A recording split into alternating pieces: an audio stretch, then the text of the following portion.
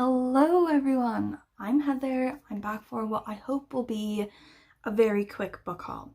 So I haven't done a lot of reading this week. I went away to Winchester, which is like about 2 hours outside Cardiff, where I live. I'm with my friends, and I did bring a book with me, but that was obviously just me lying to myself because the whole purpose of the vacation was to drink. And that's what we did. So it was just, delusional on my part to think I was going to do any reading. I didn't do any reading. No reading. However, I remember in the last video I did promise that I would tell you what graphic novels I've acquired for this spooky season of October. It's loads of them, mainly because all of my library holds came in at once because the library hates me, but also because, I found a couple cute ones. I was in a spooky mood, got them from the store, ready to go.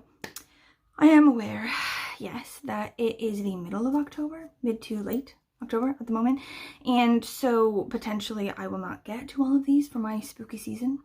However, I have just decided to extend spooky season. It will now also be spooky November and spooky December at my house, and I feel like that's acceptable. First one is called Delphine by Richard Sala.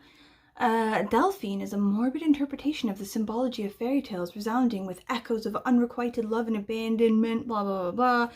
That's actually a terrible back cover. I feel like this doesn't say anything good about the book, but I think I saw it on NPS, sort of like book concierge thing, and like loads of places online. People are loving it. So even though the back makes it sound like pants, I think it's gonna be good. Also, the art looks so cool. Look how cool it looks. And that's all I know about it, but that's all I need to know, friend. Okay, the next one is Fake Blood by Whitney Gardner. So this one I think is YA or like middle grade, right? Looks super cute, like colorful, like funky.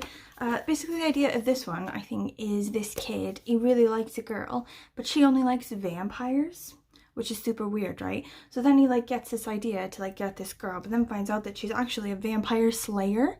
So, lots of weirdness going on, lots of cute stuff. This one, I think I'm going to read with my kid, right? It's another, like, middle grade sort of one that looks really cute.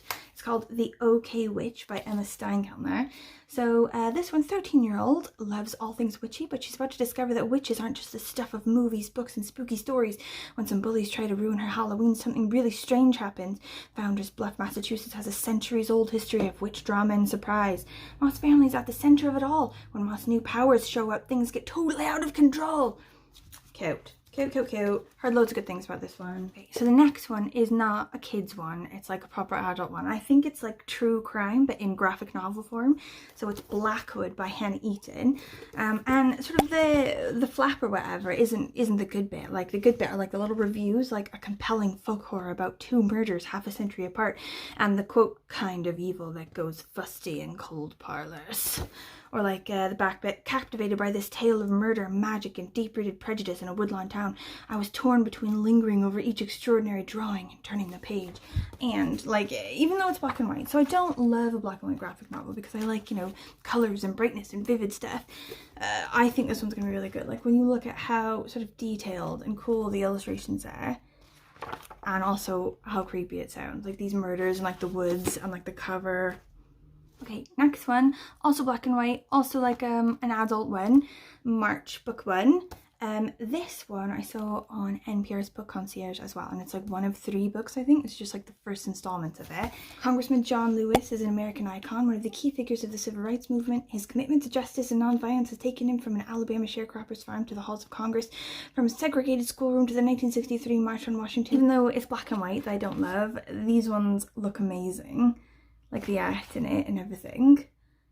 Super excited. It's actually not spooky. I know that I like put this together as like a spooky thing, and that was mainly what I was after when I got these, but then I also saw this one. So I'm also just going to read this one. Okay, so the next one, Lost at Sea by Brian Lee O'Malley, is also, I think, like a middle grade one or like a YA one, I think, and it's the 10th anniversary edition, so I think it's like a bit of a modern classic. This first graphic novel follows the story of Raleigh, trapped on a road trip with 3 classmates she hardly knows. The destination may be clear on the map, but it soon becomes apparent that nobody, especially Raleigh, knows where they're going. How do you know where to go and who you are when you're in that awkward phase between childhood and adulthood? Awkward phase of childhood? Ah, it's the scariest book of them all! Next one, I think, is for grown-ups. not kids, but I'm not sure. It does look super creepy, so I think it's probably for adults. It's called Through the Woods by Emily Carroll, and like the art and everything, it's like all colourful, but super creepy. I'm loving it. I think I heard about this one on NPR as well, or like one of the Instagram accounts where they just like read amazing graphic novels all the time. And it is about 5 mysterious, spine-tingling stories follow journeys into and out of the eerie abyss. These chilling tales spring from the macabre imagination of award-winning comic creator Emily Carroll. Okay, next one I think I'm also going to read with my kid. This is a kiddo one. It's Satana and the House of Secrets. Creak. Very colourful, very cool. Satana and her strange magician father live in a special house, the House of Secrets, which is full of magic, puzzles, mysterious doors, and storybook creatures. It's the house everyone in the neighbourhood talks about but avoids. At school one day, Satana stands up to a bully and everything changes, including her friends. Suddenly, Satana isn't so sure about her place in the world, and when she returns home to tell her father, he's gone missing, lost within their own home. Bum, bum, bum. Oh, this looks super cute. Okay, and the last one, I did actually mention in the last video that I did, but I feel like I need to mention it again because I think it's the one I'm most excited about. It is Dead India 2.